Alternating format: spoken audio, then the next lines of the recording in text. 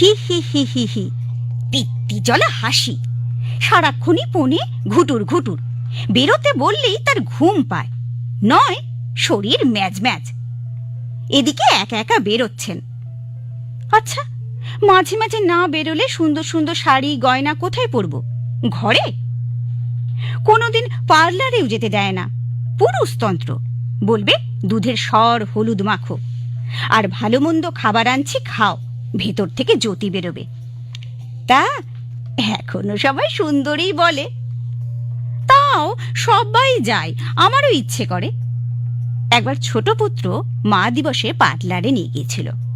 ওরা প্রেম সে আমার ঘষা মাজা শুরু করলো, যেন কত বছরের নোংরা ঘষতে ঘষতে তুলে পালিশ করে চকচকে ঝকঝকে করছে। একটুও ভালো লাগছিল না, আর পা রাখিনি ওই দরজায়। যশোদানন্দিনী বলে, জানি আজ খেপেছিস কেন?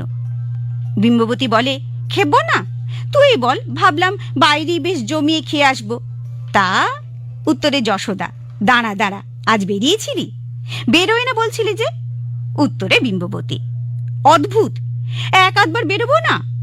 এর পরেরটা শোন, ফুচকা খেতে চাইলাম, গম্ভীর মুখে বলল, না। কষ্টে কাঁদো কাঁদো। এবারে রেস্তোরাঁয় পাশ দিয়ে যেতে যেতে বললাম, চলো না চলো না গো, আজ লাঞ্চে আমার ফেভারিট চাউমিন খাবো। কিপটে বুড়োর এবারেও না। চোখ ফেটে জল। তখন খাবার জন্য সাধা সাধি, ফিরেও তাকাইনি, কথাও বলিনি। বাড়িতে ফিরেও তাতে কি, উনি হেসে হেসে ফোনেই, যশোদা, বুঝেছি বুঝেছি, খিদে সয় না। আবার বুক ভরা অভিমান।